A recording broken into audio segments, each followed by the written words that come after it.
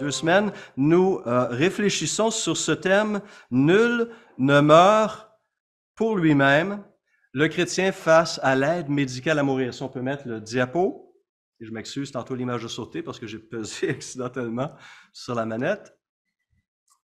Nul ne meurt pour lui-même. La façon dont les Canadiens et les Québécois meurent depuis 5 ans est en profonde transformation. La manière et le moment où nous mourrons. Depuis la légalisation de l'aide médicale à mourir en 2016, on en parle depuis 1900 quelque chose, mais c'est légalisé depuis 2016. Au Canada, 3,3% des décès au Canada découlent de l'aide médicale à mourir. 3,3%. Savez-vous quel est le pourcentage pour le Québec? C'est rendu à plus de 7%.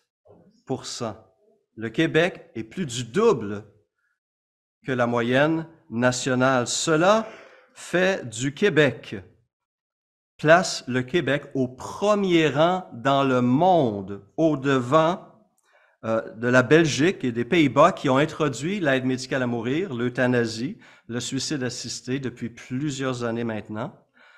Le Québec a dépassé ces deux pays au niveau de ce pourcentage. Plus de 5000 personnes pourraient y avoir recours cette année, au Québec seulement, alors qu'il y a 5 ans, il y en avait moins de 1000.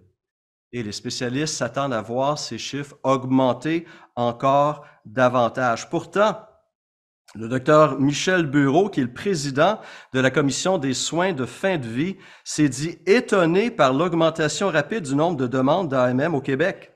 Selon lui, et je cite ses remarques à Radio-Canada, selon lui, cette croissance pourrait s'expliquer par le fait que l'aide médicale à mourir est présentée aux patients comme un soin et non comme une euthanasie. Le choix des mots a une grande influence. En 2016, l'ancien ministre de la Santé, Gaétan Barrette, ne pensait pas qu'on se dirigeait vers une croissance effrénée, selon ce reportage. Et pourtant, c'est ce qu'on constate. Même les spécialistes semblent avoir mal évalué l'impact de l'aide médicale à mourir. Et on parle d'élargir encore.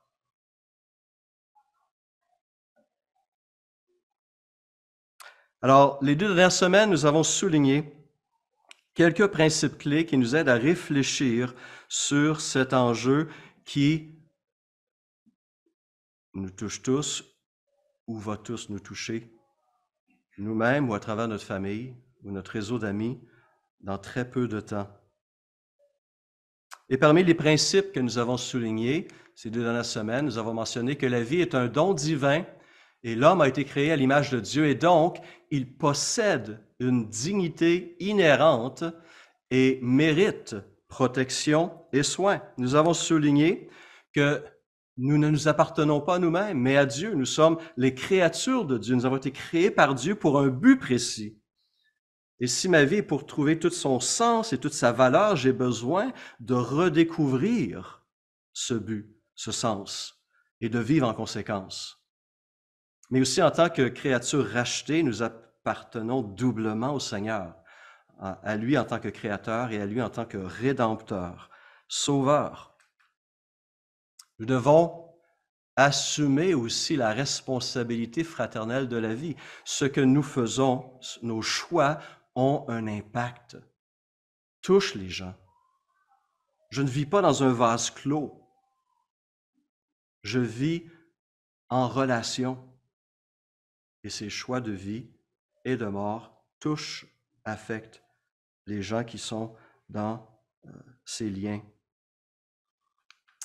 L'AMM est pour nous une forme de suicide assisté, donc de meurtre. C'est un terme fort, mais c'est un terme véridique. Et puisque la Bible condamne le meurtre, nous ne pouvons appuyer l'aide médicale à mourir. Alors, après avoir mis ces éléments en place, aujourd'hui, on veut se poser la question, mais qu'est-ce que je fais avec tout ça?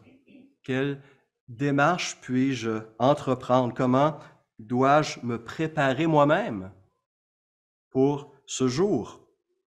Et ce matin, j'aimerais simplement faire deux approches, une approche en tant que citoyen et une approche en tant que disciple de Jésus-Christ.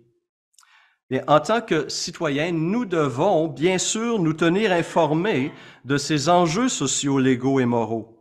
Ces questions éthiques vont nous toucher. Alors, on n'aime peut-être pas trop réfléchir à ces choses-là. Ça trouble un peu l'esprit. Et on aimerait laisser ça entre les mains d'érudits, de philosophes, de théologiens. Mais nous avons besoin d'y penser parce que la réalité nous rattrape rapidement. Un diagnostic d'une maladie dégénérative, un accident grave qui nous laisse paralysés, ou une série d'ACV qui limite nos capacités, ou un parent qui tente de se suicider, ou une mort qui s'annonce longue. On a besoin de réfléchir. On a besoin de connaître la pensée de Dieu et chercher à ce que notre vie le glorifie. N'est-ce pas? J'ai cité ce matin à un frère cette parole de Paul. Soit par ma vie, soit par ma mort, je suis appelé à glorifier Christ dans mon corps, soit par ma vie, soit par ma mort. Comment ma mort peut-elle glorifier Dieu? On s'est posé ces questions il y a à peu près une dizaine d'années, mais je constate que nous avons besoin d'y revenir et nous allons le faire. Nous sommes des citoyens à part entière. Notre voix compte. Nous avons un rôle à jouer, nous avons une influence à exercer dans cette société qui est la nôtre. Nous avons besoin d'élever la voix. Nos législateurs vont passer des lois qui sont demandées par les concitoyens. Comme le souligne Luc Aleknovitch, qui a été pasteur de l'Union des Églises évangéliques libres de France et président de la Commission d'éthique protestante évangélique, il dit ceci: « Il nous semble légitime pour les chrétiens de participer avec d'autres à la recherche du bien commun pour tout être humain. » Des paroles pleines de sagesse. Et il va donner des exemples où, à travers l'histoire, les différentes églises ont eu un impact sur la perception des gens, perception sur la vie et sur la mort. Il dit ceci: « Il faut d'abord remarquer que la réflexion morale et théologique chrétienne a fourni des concepts féconds qui sont devenus usuels en bioéthique aujourd'hui. La notion de double effet empruntée à Thomas d'Aquin pour légitimer l'emploi d'antalgiques pour soulager la douleur, même s'ils ont pour effet second de raccourcir la vie. La distinction entre soins proportionnés et disproportionnés. Ceci a été mis de l'avant, entre autres, par le pape Pie XII, s'appuyant sur un dominicain du XVIe siècle qui avait réfléchi sur la question de la vie. L'utilisation de la notion d'alliance pour redéfinir les rapports entre médecins et malades. Ces concepts-là sont issus d'une réflexion chrétienne sur la vie, sur la maladie et sur la mort. Et ces réflexions sont essentielles. Nous avons vu et nous allons voir encore les pressions énormes qui sont exercées sur notre système de santé, sur le personnel médical, et par ricochet, bien sûr, sur les personnes malades, handicapées, souffrantes. Si on ne réfléchit pas en amont, on va être confronté à des choix non réfléchis ou au contraire mal réfléchis, qui ne soient à la merci d'un système déficient. Devant le fait qu'il manque de lits d'hôpitaux, on craint que l'AMM devienne une sorte de soupape de sécurité pour enlever la pression sur le système, entre guillemets. Avec l'augmentation des coûts de santé et un vieillissement de la population, qui est notre réalité à nous et qui ne va qu'aller en empirant, si on peut dire ça comme ça, on peut s'attendre à voir cette pression énorme sur ceux qui sont malades chroniques Parce qu'on n'est plus besoin d'être en fin de vie maintenant pour demander l'aide médicale à mourir. Certains vont jusqu'à dire que l'AMM peut servir de soupape d'une autre manière. On a mentionné que les morts par euthanasie deviennent une source croissante de dons d'organes et de tissus au Canada. Comprenez qu'on a besoin de réfléchir ici. Et une des principales demandes que nous devons formuler, et c'est une demande qui est formulée depuis des années maintenant, mais qui a besoin encore d'être demandée, c'est de meilleurs soins palliatifs pour les gens qui sont en fin de vie et l'accès à de meilleures ressources pour ceux qui souffrent de problèmes de santé mentale. Plutôt que l'élargissement de l'aide médicale à mourir. C'est profondément pénible de voir des êtres bien-aimés, des proches, souffrir. Et il est tragique de constater que plusieurs demandent l'aide médicale à mourir, non pas parce qu'ils souffrent cruellement, mais parce qu'ils ont peur de souffrir cruellement.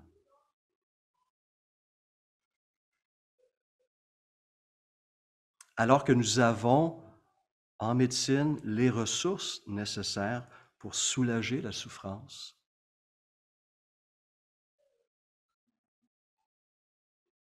Au niveau provincial, donc, nous pouvons faire connaître notre voix. Il y a différentes façons.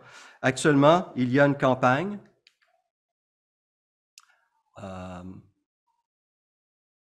demander aux autorités compétentes de meilleurs soins palliatifs. Et une des façons de le faire est de participer à cette campagne intitulée Aucune option, aucun choix, une campagne lancée par l'Association médicale et dentaire chrétienne du Canada et l'Association canadienne des soins palliatifs, qui demande, à travers une approche qui est proposée sur leur site, d'informer nos gouvernements provinciaux de notre désir, de notre demande de voir ces soins palliatifs améliorés à travers la province et à travers le pays. Les Canadiens et les Québécois ne devraient pas choisir l'aide médicale à mourir parce qu'ils n'ont pas accès à des soins palliatifs de qualité. Et on se rappelle que les soins palliatifs cherchent à répondre aux besoins de l'être entier, pas juste le corps, mais l'âme et l'esprit, le spirituel et le psychologique et le physique. Au niveau fédéral, l'Alliance évangélique du Canada et d'autres organisations ont lancé une campagne de sollicitation auprès de nos politiciens fédéraux de ne pas élargir davantage l'aide médicale à mourir pour inclure les personnes ayant des problèmes de santé mentale. Cette campagne est en cours. J'ai ici quelques cartes pour ceux qui aimeraient simplement remplir le nom de leur député fédéral signé dans lequel on dit « La santé mentale est complexe. Plusieurs Canadiens luttent avec un problème de santé mentale et sont incapables d'accéder à des soins ou des traitements. Ce n'est pas suffisant de légiférer un délai pour reporter l'aide médicale à mourir aux personnes souffrant de santé mentale. Arrêtons l'élargissement, l'expansion de l'aide médicale à mourir. » Donc, une carte, c'est en anglais et j'espère que nous pourrons en offrir bientôt en français. Mais il est important de faire connaître notre voix sur ces enjeux-là. Les politiciens vont voter les lois qui sont demandées et nous devons parler fort pour demander des lois qui vont protéger, soutenir, entourer les personnes les plus vulnérables de notre société. Parce qu'une société qui commence à éliminer ces personnes a franchi une ligne profondément tragique et inquiétante. Donc, demander des soins palliatifs dignes de ce nom, accessibles à l'ensemble de la population canadienne. En passant, la notion de soins palliatifs a vu le jour à Londres en 1967 à la suite de la fondation du St. Christopher Hospice. Et cette fondation est attribuée à une dame, Cicely Saunders, une croyante, une chrétienne britannique, qui est considérée comme la pionnière des soins palliatifs modernes dans le monde. Elle a été infirmière durant la Deuxième Guerre mondiale, puis travailleuse sociale, avant de reprendre des études en 1952 pour devenir médecin. Et elle a été profondément affectée par la fin de vie de plusieurs de ses patients, une fin de vie qui n'était pas humaine, qui manquait de soins et de compassion. Et elle a lancé ce mouvement, fondé cet hospice, et aujourd'hui, les soins palliatifs sont un concept qui se retrouve dans plusieurs pays, grâce à l'influence de cette chrétienne britannique. Et on nous dit qu'elle a fondé son approche sur les paroles de Jésus aux apôtres. En Matthieu 26, 38, lorsqu'il était dans le jardin de Gethsémani, il a dit « Mon âme est triste jusqu'à la mort. Restez avec moi, restez ici et veillez avec moi. » C'est ces trois mots, « veillez avec moi », qui a été un peu la devise derrière ce mouvement lancé par Cicely Saunders. Et on ne doit pas oublier que nous ne sommes pas les seuls. Nous avons des sénateurs, des députés fédéraux qui sont aussi contre l'élargissement de l'aide médicale à mourir. Récemment, il y avait le témoignage de la sénatrice conservatrice Denise Batters, qui a critiqué l'aide médicale à mourir depuis les tout débuts de ces discussions dans l'arène politique en 2015. Et cette sénatrice a partagé son témoignage personnel. Elle était la conjointe d'un député fédéral, David Batters, qui s'est enlevé la vie en 2009, s'est suicidé. Elle a déclaré ceci: « Les personnes souffrant de troubles psychologiques peinent à voir la lumière au bout du tunnel, de sorte qu'elles veulent mettre fin à leur jour, même s'il existe des options évidentes et viables. » Et c'est ces options qu'on doit offrir et élargir. L'article mentionnait que les pensées suicidaires sont souvent un symptôme de troubles psychologiques et fournir l'aide médicale aux personnes à mourir, aux personnes atteintes, donne aux personnes atteintes une manière létale de mettre fin à leur jour. Elle aimerait bien sûr voir davantage de soutien psychologique, d'aide et d'espoir, plutôt que l'aide médicale à mourir. J'aime cette citation du psaume 119 qui reflète donc cette démarche que nous pouvons avoir en tant que citoyens. Je parlerai de tes instructions devant des rois et je ne rougirai pas de honte. Prendre position, parler, lever la voix, faire une différence, sauver des vies et aider notre prochain. En tant que citoyens, nous avons une influence, nous avons un rôle à jouer et nous devons l'exercer. Nous avons le privilège de vivre dans une démocratie. Faisons entendre nos voix. Mais aussi en tant que disciples de Jésus-Christ, regardez ce prochain point. Nous devons nous préparer à bien mourir. On doit non seulement bien vivre, mais on doit apprendre aussi à bien mourir. Comme on l'a vu tantôt avec Philippiens 1, je peux glorifier Christ par ma mort.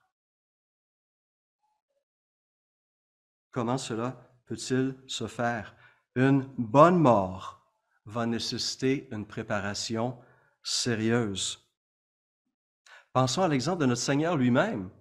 Il a préparé sa mort. Dans le jardin de Gethsémani en priorité, mais dès le début, il a annoncé sa raison d'être à ses disciples et aux Israélites. Le Fils de l'homme est venu non pour être servi, mais pour servir et pour donner sa vie en rançon pour beaucoup. Il a préparé, il savait pourquoi il existait, il savait la direction de sa vie, son sens, et il a orienté sa vie de cette manière-là. Et à travers les siècles, il est intéressant de noter qu'on a cherché à enseigner aux chrétiens comment se préparer pour le jour de leur mort, parce que c'est quelque chose qui va nous frapper tous. naturellement. Il y a plein de choses qu'on prépare au cas où, n'est-ce pas? Pour des scénarios qui ne vont pas se passer, mais nous avons tous ce rendez-vous. Comment nous y préparons-nous? Un ancien éditeur, un journaliste primé, éditeur de Christianity Today, Rob Moll, avait écrit un ouvrage qui m'avait beaucoup marqué il y a quelques années, The Art of Dying, Living Fully into the Life to Come, l'art de mourir, vivre pleinement dans la vie à venir, en quelque sorte. Il disait ceci dans son ouvrage, « Chaque génération a réfléchi à la façon dont elle devait enseigner aux chrétiens le sens de la mort et les manières de la vivre fidèlement. Siècle après siècle, les chrétiens ont cherché à appliquer leurs croyances sur la mort. Tout au long de leur vie, ils ont visualisé leur mort afin que, lorsqu'elle arriverait, ils seraient préparés pour y faire face. Ils ont cherché à mourir réconciliés avec Dieu et avec leurs frères et sœurs en Christ. Ils ont manifesté leur foi dans la vie à venir et ont communiqué les visions du ciel qui s'offraient à eux alors qu'ils étaient sur leur lit de mort. Ils ont réconforté leurs bien-aimés qui allaient les survivre et qui désiraient entendre leurs dernières paroles alors qu'ils étaient si près d'une vie éternelle de bonheur avec Dieu. » Moll poursuit et écrit, « Les chrétiens croyaient que la mort n'était pas simplement un combat médical à gagner, à engager, quoiqu'ils aient fait usage de médicaments pour tenter d'obtenir une guérison. La mort n'était pas non plus simplement un exercice de deuil à travers lequel il fallait passer lors de la perte d'un être cher. Plutôt, la mort était un événement spirituel qui nécessitait une préparation. Les mourants devaient vivre leur mort en public afin de témoigner de leur foi et d'instruire les autres. Pendant des siècles, c'est comme ça que les chrétiens mouraient, en Europe entre autres. Qu'on est loin, qu'on est loin de cette réalité. Aujourd'hui, on fait tout pour éloigner la mort. Ça se fait plus chez nous, ça se fait à l'hôpital. Et les choses les plus tristes, c'est de mourir seul. Une bonne mort va aussi passer par une saine communication. Jésus ne s'est pas seulement préparé lui-même, il a préparé ses disciples à sa mort. Il les a avertis de son départ imminent et il a cherché à les rassurer. « Que votre cœur ne se trouble point. » Jean 14. « Il y a plusieurs demeures dans la maison de mon Père. Je vais vous préparer une place et lorsque je m'en serai allé et que je vous aurai préparé une place, je reviendrai et je vous prendrai avec moi afin que là où je suis, vous y soyez aussi. » Plus loin, il va dire dans ce même chapitre, « Moi, je prierai le Père et il vous donnera un autre consolateur afin qu'il demeure éternellement avec vous. » Chapitre 16, « Encore un peu de temps et vous ne me verrez plus, et puis encore un peu de temps et vous me verrez, parce que je vais au Père. » Il a préparé ses disciples à son propre départ, à sa mort. C'est une façon donc pour nous de bien mourir, de bien préparer ce moment-là. Mais aussi en tant que disciples de Jésus-Christ, nous sommes appelés à offrir un soutien réel à ceux et celles qui souffrent en manifestant un amour qui sera qualifié de coûteux dans certains cas. Un amour qui est similaire à celui que Jésus-Christ a lui-même manifesté tout au long de son ministère. Amour qu'il a aussi manifesté à travers ses enseignements, dont celui de la parabole du bon Samaritain. Luc 10. Un homme descendait de Jérusalem à Jéricho. Il tomba au milieu des brigands qui le dépouillèrent, le chargèrent de coups et s'en allèrent, le laissant à demi-mort. Un sacrificateur qui fortuitement descendait par le même chemin, ayant vu cet homme, passa outre. Un Lévite qui arriva aussi dans ce lieu, l'ayant vu, passa outre. Mais un Samaritain qui voyageait, étant venu là, fut ému de compassion lorsqu'il le vit. Recherchez cette expression riche dans le Nouveau Testament et dans les Évangiles, et c'est une expression qui revient souvent pour décrire la réaction de notre Seigneur lui-même à la vue des foules qui venaient à lui pour entendre une parole de vie ou un toucher de guérison. Ce Samaritain reflète le cœur même de Christ. Il fut ému de compassion lorsqu'il vit cet homme à demi-mort. Il s'approcha, il banda ses plaies en y versant de l'huile et du vin, puis il le mit sur sa propre monture, le conduisit à l'hôtellerie et prit soin de lui. Le lendemain, il tira 2 deniers, l'équivalent de 2 jours de salaire, les donna à l'autre et dit, « Aie soin de lui, et ce que tu dépenseras de plus, je le te rendrai à mon retour. » Et la leçon de Jésus était qui est le prochain, n'est-ce pas? Qui a été le prochain de cet homme? Eh bien, c'est ce Samaritain. Non le Lévite ou le sacrificateur, ce Samaritain. Et dans cette histoire, il y a des leçons pour nous dans ce contexte éventuel.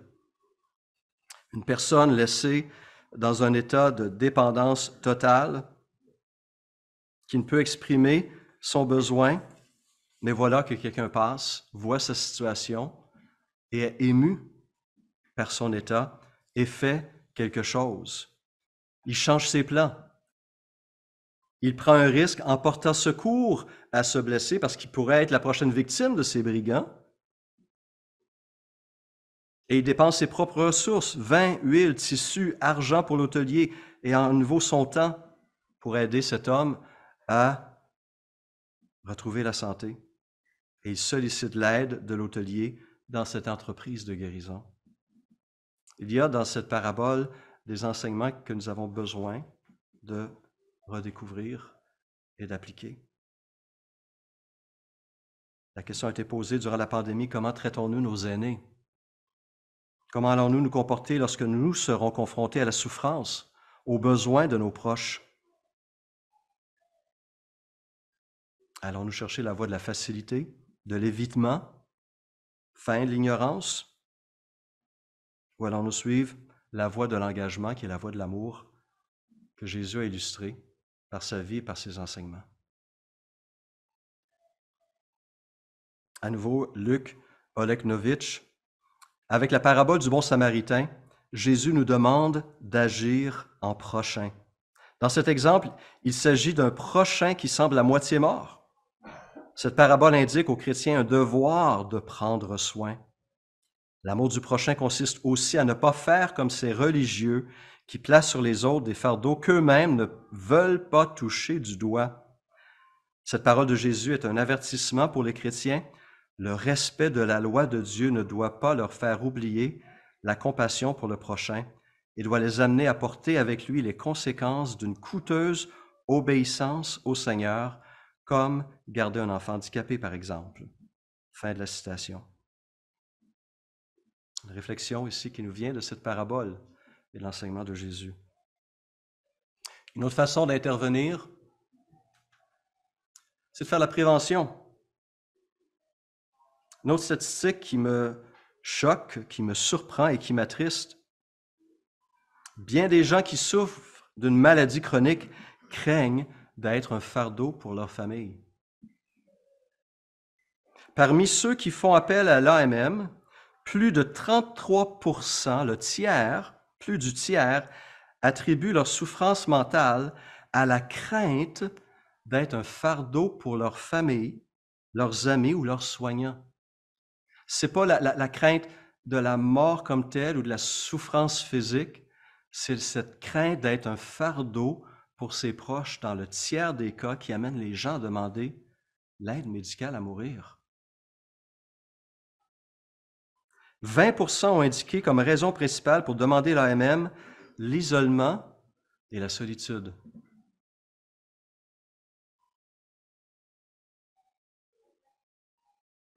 Ne peut-on pas anticiper ces craintes et rassurer ses bien-aimés? Leur rappeler que nous les aimons, leur rappeler que leur vie est réellement précieuse à nos yeux et le démontrer d'une manière concrète. À la lumière de Timothée 5,8, n'est-ce pas une réalité qui doit être la nôtre?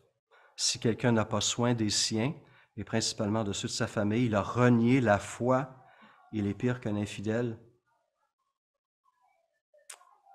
On a un examen de conscience probablement à faire. En tant que disciples de Jésus-Christ, nous sommes appelés aussi à manifester un amour authentique, concret, en visitant les malades.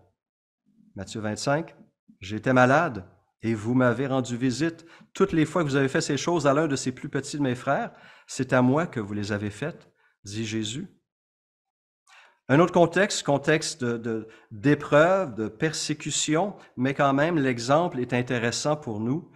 À la toute fin de sa vie, Paul écrit dans sa dernière lettre inspirée de Timothée ces paroles. Il dit, « Tu sais, s'adressant à Timothée, tu sais que tous ceux qui sont en Asie m'ont abandonné, entre autres Phygèle et Hermogène. » Imaginez, pour la postérité et pour l'éternité, ces noms de ces deux personnes qui ont abandonné l'apôtre sont mentionnés dans la parole de Dieu. Quel déshonneur! Que le Seigneur répande, par ailleurs, ajoute-t-il, sa miséricorde sur la maison d'Onésiphore. Pas seulement sur Onésiphore, mais sur la maison d'Onésiphore, car il m'a souvent consolé et il n'a pas eu honte de mes chaînes. Au contraire, lorsqu'il est venu à Rome, il m'a cherché avec beaucoup d'empressement et il m'a trouvé. Que le Seigneur lui donne d'obtenir miséricorde auprès du Seigneur en ce jour-là. Tu sais mieux que personne combien de services il m'a rendu à Éphèse. Intéressant comme exemple, n'est-ce pas? Et sous l'inspiration de l'Esprit, Paul écrit ces choses pour l'Église. Cet Onésiphore a bien appliqué cette exhortation que Paul avait laissée dans une autre lettre, Galates 6.2. Portez les fardeaux les uns des autres et vous accomplirez ainsi la loi de Christ. Si nous savons qu'il y a des gens qui se soucient de nous, nous allons croire que notre vie a de la valeur aux yeux des autres. Et on va nous-mêmes lui donner une valeur plus riche. Notre connexion à ce monde, ces liens familiaux qu'on a décrits, vont être une source de bénédiction pour les uns comme pour les autres. Victor Hugo a dit ceci, « L'esprit s'enrichit par ce qu'il reçoit, le cœur s'enrichit par ce qu'il donne. » Je vais le répéter, vous pourrez digérer ça, d'accord? L'esprit s'enrichit de ce qu'il reçoit, le cœur s'enrichit de ce qu'il donne. Finalement, j'y vais très rapidement, c'est un sujet à part entière que nous pourrions voir à un moment donné, à nouveau. Mais nous avons besoin aussi, en tant que disciples de Jésus-Christ, de développer une meilleure théologie, une meilleure compréhension de la maladie, de la souffrance et de la mort. 1 Pierre 4 déclare, « Ainsi donc, Christ ayant souffert dans la chair, vous aussi, armez-vous de la même pensée. » Une réflexion à faire. « Car celui qui a souffert dans la chair en a fini avec le péché afin de vivre, non plus selon les convoitises des hommes, mais selon la volonté de Dieu pendant le temps qui lui reste à vivre dans la chair. » Je vais mettre de côté ces derniers éléments, le temps manque, mais nous avons besoin de réfléchir aussi sur la notion de souffrance.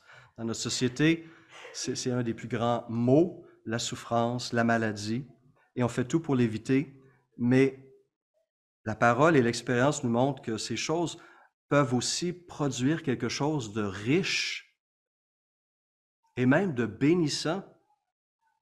Et même à travers ces choses, Dieu peut être glorifié. Il y a un monde à redécouvrir, une compréhension de ces choses qu'on aime éviter, et c'est humain, c'est naturel, mais si on ne peut pas, on ne doit pas les fuir, mais croire et les vivre avec Christ et avec son aide. Et dans tout cela, bien sûr, il faut prier pour nos bien-aimés qui souffrent, prier pour notre système de santé, le personnel médical, prier pour nos politiciens, nos autorités politiques qui passe ces lois qui viennent affaiblir la valeur de la vie humaine, diminuer la valeur de la vie humaine. La légalisation de l'AMM, l'aide médicale à mourir, soulève plusieurs questions, plusieurs défis qui vont nous amener à réexaminer le sens de la vie et de la mort. Quand et comment? Et qui décide? L'AMM va nous amener à réexaminer notre notion aussi de la souffrance et notre rôle en tant que disciples de Jésus-Christ dans ce monde brisé et souffrant. Qu'est-ce que nos choix, qu'est-ce que notre comportement va transmettre au monde et à Christ? Alors, je sais que ce n'est pas tout le monde qui partage nécessairement toutes les positions qui ont été présentées au cours des 2 dernières semaines. Mais j'ose espérer que nous allons tous, en tant que disciples de Jésus-Christ, sonder les Écritures, notre source d'autorité, chercher à comprendre la valeur de la vie et de la mort, chercher la face de Dieu et aligner nos choix, nos actions, nos décisions sur la volonté de notre Seigneur, de notre Créateur, et aller chercher à manifester la compassion, la grâce, le courage et l'amour que ces choses sollicitent. Prions.